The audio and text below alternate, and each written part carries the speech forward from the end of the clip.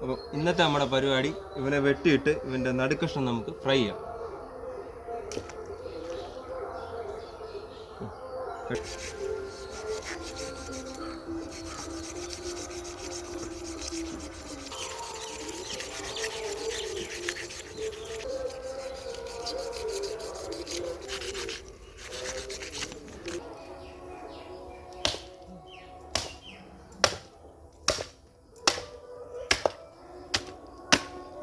ചോരയാ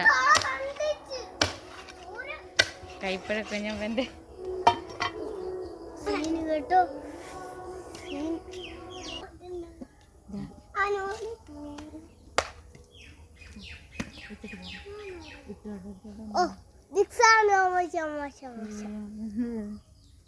balloon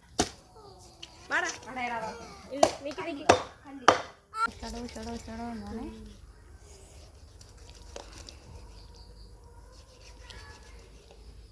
മുള്ളുള്ള മീനാണ്.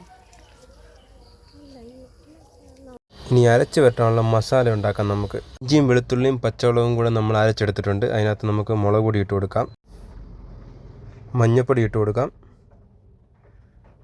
പിന്നെ ആവശ്യത്തിന് ഉപ്പ്. ഇനി നമ്മുടെ മീനെ എടുത്ത് വാഴയിലേക്കകത്തോട്ട് വെക്കാം.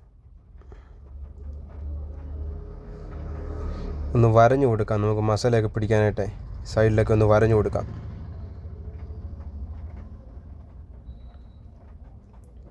ഇപ്പുറത്തെ സൈഡും കൂടെ നമുക്കൊന്ന് വരഞ്ഞു കൊടുക്കാം.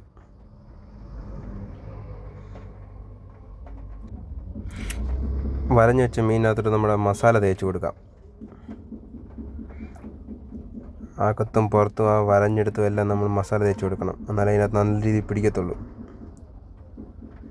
ഏകദേശം നല്ല രീതിയിൽ തന്നെ നമുക്ക് അകത്തും പുറത്തുമൊക്കെ ആയിട്ട് മസാല പുരട്ടാം.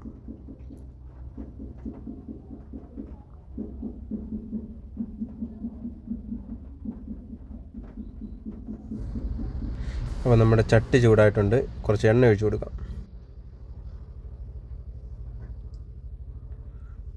ഇനി കരിവേപ്പില ഒന്ന് പൊട്ടിച്ചെടുക്കാം നമുക്ക്. ഇനി നമ്മുടെ മീൻ വെച്ച് കൊടുക്കാം.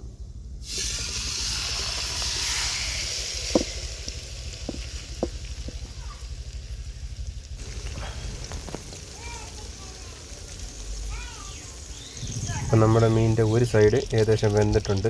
നമുക്ക് തിരിച്ചിടാം, അങ്ങനെ നമുക്ക് മറിച്ചിടാം.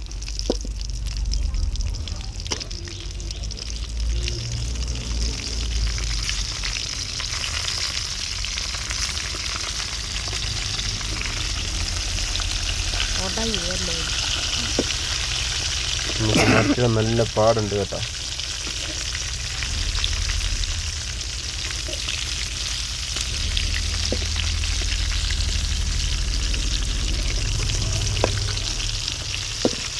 കുറച്ചധികം നേരത്തെ മത്സരത്തിന് ശേഷം നമ്മൾ അവനെ ഒന്ന് മറിച്ചിട്ടുണ്ട്.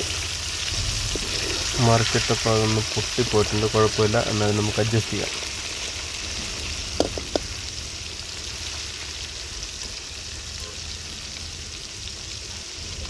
ഏകദേശം രണ്ട് സൈഡ് നന്നായിട്ട് വെന്തിട്ടുണ്ട്, മുരിഞ്ഞിട്ടുണ്ട്.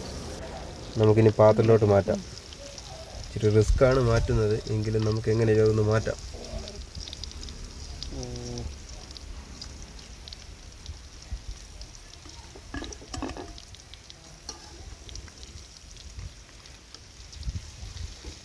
ഘട്ടം ഘട്ടമായിട്ടാണ് നമ്മൾ മാറ്റുന്നത്, കാരണം ഇത് ഒടിഞ്ഞു പോയിട്ടുണ്ട്.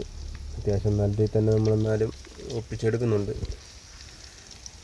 ആ പഴയ രൂപമൊന്നും കിട്ടിയില്ലെങ്കിലും നമ്മൾ ഒരല്പം തട്ടിച്ച് മുട്ടിച്ച് റെഡിയാക്കി വെച്ചിട്ടുണ്ട്. പഴയ ഒരു കോലത്തിൽ കൊണ്ടുവന്നിട്ടുണ്ട്.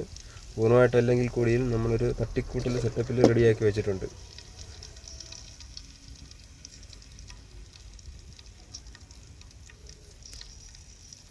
ഇനി നമുക്ക് കുറച്ച് തക്കാളിയും സവാളയൊക്കെ ഒന്ന് വെച്ച് കൊടുക്കാം. ആഹാ, മുടുക്കനായി.